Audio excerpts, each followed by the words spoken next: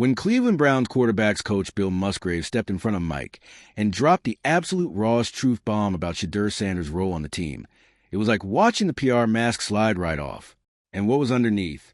A franchise scrambling to cover its tracks while letting one of the most talked-about prospects in college football drift into irrelevance. Let's back up for a second. You're Shedeur Sanders, son of the one and only Deion Primetime Sanders, a walking headline, a social media magnet. You made waves at Colorado, turned college football into a Netflix-worthy drama, and sold more jerseys than some entire teams. You're flashy but focused, confident but composed. A quarterback who's been under the national spotlight since your first snap. And let's be real, a lot of NFL fans want to see succeed. If you're into the real story and all the messy twists they don't show on highlight reels, go ahead and subscribe. And if you're sticking around to see how this Browns QB chaos plays out, you should definitely be subscribed. So when you landed in Cleveland, people paid attention. Sure, you weren't a top 5 pick. And no, nobody expected you to start week 1. But the assumption was clear. Shedeur was here to develop, to grow into a future starter, to build something. At the very least, he'd get some real snaps in preseason to show what he could do. Except he didn't. Instead, what we got were awkward pressers, vague comments from the coaching staff, and then boom, Bill Musgrave decides to tell it like it really is. In an interview that felt more like a confessional than a Q&A, Musgrave straight up admits Shedeur Sanders isn't getting meaningful reps. No game speed simulations. No starter caliber drills. Just scout team table scraps. Now imagine being Shedeur. You're in the middle of a practice. You see guys running basic walk thrusts while you're stuck pretending to be the opposing quarterback. You're not being coached. You're being contained, all while the team puts on a public face, saying every QB is being treated fairly. Fair? Please. Let's call it what it is. Football theater. Even Musgrave couldn't keep the act up. He literally described parts of Brown's quarterback drills as artificial. Artificial. Like they're just running through the motions to make it look like everyone's getting a chance. When in reality, decisions were made long before Shedeur even walked into the locker room. And here's the twist. They didn't have to do this publicly. The Browns could have kept Shedeur low profile, let him work quietly, then unleash him when he was ready. But instead, they paraded him out, talked about competition, hyped his potential, and then shoved him into the NFL's version of a backstage corner. Why? Optics. Shedeur Sanders brings attention. Whether it's fair or not, he moves merch. He fills seats. He trends. Having him on the roster looks great from the outside, especially with Deion Sanders looming in the cultural background. But apparently, looking good and actually developing your player are two very different things. And don't get it twisted, this isn't just about one quarterback. This is about a franchise that seems more committed to spinning narratives than building a future. There's something almost poetic in the contradiction. On one hand, you've got team officials saying things like, every guy is getting equal reps. On the other, you got video footage, insider reports, and now Bill Musgrave himself openly admitting that's not remotely true. We're not just talking about a lack of reps. We're talking about non-existent opportunities. No real-time snaps. No pressure scenarios. Just scout team scrimmages that have about as much developmental value as a TikTok trend. The Browns might as well be giving Shedeur a practice jersey and telling him, good luck out there, champ. But here's where things get murky. Why would the Browns want to mishandle this? Is this a strategic move? A power play? A quiet message to Deion? Because let's be honest, the Deion factor is always hovering. Whether it's fair or not, some in the league see Shedeur not just as a quarterback, but as an extension of his father. That means ego expectations and a whole lot of eyes. And if the Browns wanted to humble the Sanders name a bit, to show they don't play favorites, well, they've certainly made their point, loud and clear. But at what cost? Because fans are noticing. The hashtag #FreeShedeur hashtag isn't just some meme. It's frustration boiling over. People see a promising young player getting sidelined for reasons that feel more personal than professional. And it's not just social media. Across the league, insiders are speculating. Whispers of trade interest. Murmurs of locker room tension. Questions about whether Shedeur will even stay in Cleveland past this season. And that's the real kicker. The Browns are sitting on a player with insane market value. A quarterback with name recognition, massive upside, and fan appeal. And they're treating him like a preseason placeholder. It's baffling. Some teams would kill to have a prospect like Shedeur. Instead, the Browns are running what feels like an ego-driven PR campaign, keeping him under wraps to maintain some weird illusion of control. Meanwhile, the clock's ticking. If they don't give him meaningful snaps soon, Shedeur's development stalls. He loses momentum. Confidence dips. And the longer he rides a bench, the more his value starts to shift, from promising star to what could have been. And then there's the Deion wild card. If anyone thinks Coach Prime is sitting quietly, watching his son get sidelined without planning a counter move, you haven't been paying attention. Deion's entire brand is about empowerment, exposure, and proving doubters wrong. He's not just going to let this slide. Whether it's subtle back-channel influence or straight-up pressure behind the scenes, there's a growing sense that Shedeur might not be in Cleveland for long. It almost feels like the Browns are daring him to leave, which, honestly, might be the best thing for him. Because here's the brutal truth. If your coaching staff admits you're not part of the actual plan, why stay? Why play backup quarterback in an artificial system when there are at least 6 other franchises who'd love to develop you for real? You could see it happening overnight. A surprise trade, a locker room incident, a statement from Deion. And just like that, Shedeur's packing his bags, headed to a team that sees him as more than a footnote. And if that happens, Cleveland's going to look real foolish. Because this isn't just bad player management. It's bad business. You can't sell the illusion of fairness, then have your own QB coach blow up the script. You can't keep telling fans it's all about developing talent, while letting your most talked-about player waste away in glorified scrimmage drills. And you definitely can't turn your franchise into a theater troupe and expect people not to notice when the curtain falls. So what now? Well, for Shedeur, the next few weeks are critical. If the Browns suddenly change course, give him real snaps, and actually let him compete, maybe this all fades into another weird preseason subplot. But if not, if they keep playing keep away with his career, then yeah, a trade feels inevitable. And for Cleveland, they need to pick a lane. Either be honest about what they're doing, or prepare for backlash when fans, analysts, and players alike realize they've been fed a carefully curated illusion. Because here's the thing, the NFL may be a business, but it's also a story. And right now, the Browns are writing a chapter called How to Ruin a Perfectly Good Prospect for No Reason at All. So what's the moral of this bizarre preseason play? Maybe it's this. You can't fake development. You can't throw a guy like Shedeur Sanders into the background and expect no one to ask questions, especially when your own staff starts giving away the plot mid-scene. The league is watching. The fans are fuming. And Shedeur? He's waiting, watching. Probably more ready than anyone realizes. So Cleveland, you better figure it out fast. Because nothing's more dangerous than a quarterback with something to prove and a family with the receipts to back it up. Drop your thoughts in the comments. Would you trade for Shedeur right now? And if you're the Browns, what's the actual plan here?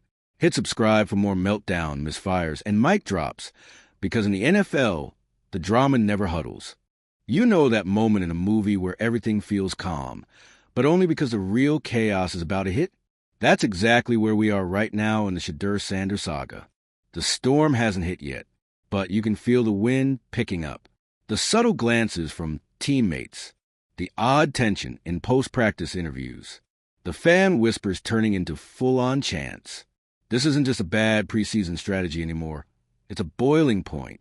Let's be brutally honest. This isn't sustainable. You can't bench a guy with this much visibility, this much upside, and this much public support, and just hope it dies down quietly. That's not how today's NFL works. The league lives on narratives now. TikTok clips, hot takes, podcast debates. It's all part of the machine. And right now, Shedeur is at the center of it. Even without stepping on the field, he's dominating headlines. Why? Because everyone loves a mystery. And the question burning in everyone's mind is, why won't the Browns play him? You've got to wonder what it's like behind closed doors. Is Shedeur sitting there in team meetings, pretending not to hear the passive-aggressive comments? Watching other quarterbacks fumble through reps while he's sidelined like a glorified intern? And don't even get me started on the awkwardness in the quarterback room. You know there's tension. No way everyone's vibing when the guy with the highest Q rating is relegated to clipboard duty. And can we just talk about the elephant in the room? This whole thing reeks of politics. We've all seen this before. Organizations that make decisions based not on performance or potential, but on optics, on ego, on control. And Shedeur, he represents a threat to that control. Because he doesn't come into the NFL like a blank slate. He comes in with a story, a following, a brand. And some teams love that. But others, they panic. To certain front offices, Shedeur isn't just a young QB. He's a package deal. He's got media baggage. He's got fan expectations. And worst of all, he's got a father who might know exactly how this game is played. Now here's where it gets really juicy. Because Deion Sanders, he's not just a proud dad. He's a media-trained, spotlight-savvy, master strategist who knows how to play the NFL's PR game in his sleep. And if you think he's watching the situation unfold without a plan brewing, you're delusional. Deion's a guy who flipped a struggling college football program into a full-blown cultural phenomenon in, 6 weeks. You think he can't get one NFL team to pick up a phone and ask, "Hey, what's the deal with Shedeur?" You know he's got options lined up. And Cleveland knows it too. That's why this whole situation feels so defensive. Like the Browns are holding on to Shedeur not because they want him, but because they don't want someone else to have him. It's like when you're dating someone you don't actually like, but you also can't stand the idea of them moving on and being happy. Petty, messy, and so very Cleveland. But let's not forget who this really affects. Shedeur himself. Imagine being in his shoes. You've done everything right. Dominated in college. Handled media pressure with poise. Entered the league without a single scandal or meltdown. And now you're stuck in a franchise that's more focused on managing narratives than nurturing talent. And it's not just the playing time. It's the message being sent. When a coach like Musgrave publicly says you're not getting reps, that's not just a tactical decision. That's a label that tells other coaches, other players, other execs, this guy's not in the plan, which is ridiculous. Because Shedeur has everything you'd want in a modern quarterback. He's composed under pressure. He reads the field well. He's mobile without being reckless. And yeah, he's got a bit of flash. But in today's NFL, that's not a flaw. That's a feature. So what exactly are the Browns afraid of? Is it the pressure of giving a high-profile backup too much spotlight? Is it a coaching staff too stuck in their process to adapt? Or is it something deeper, some weird, unspoken bias against players who enter the league already famous? Because if that's the case, then Cleveland's got a much bigger problem on their hands. Here's the cold truth. The NFL is changing. Fast. Gone are the days when rookies had to earn silence and invisibility before they could be taken seriously. Today's league is built around stars, young, bold, marketable stars who connect with fans on and off the field. You don't bench a player like Shedeur to humble him. You build around him. You lean into the narrative. You say, yeah, we've got a lightning rod at QB and we're not afraid of it. But Cleveland, they're still playing from an old playbook. One that says talent should wait its turn. One that says media attention is a liability. One that says charisma needs to be managed, not celebrated. And that's why this whole situation feels like a slow-motion disaster. Because if they don't pivot soon, here's what's coming. Fans will start tuning out. If Shedeur doesn't play, people won't watch. It's that simple. They came for the story. If you cancel the main character, they'll change the channel. Teammates will start to wonder what the real priorities are. Trust erodes. Morale drops. And all it takes is one locker room leak to blow this thing wide open. The front office will get put on blast. If Shedeur gets traded and thrives somewhere else, oh, you better believe the think pieces are coming. How the Browns blew it again. And this time, they won't be able to blame a coach or a GM. It'll be squarely on them. And you know who wins in all this? Shedeur. Because the thing about getting benched for no good reason It builds receipts, motivation, narrative fuel, and when he does get that opportunity, whether it's in Cleveland or not, you can be sure he's going to explode. Let's be real. We've seen this movie before. A young QB, overlooked and underestimated, suddenly lands in the right system, and boom, star is born. Think Jalen Hurts.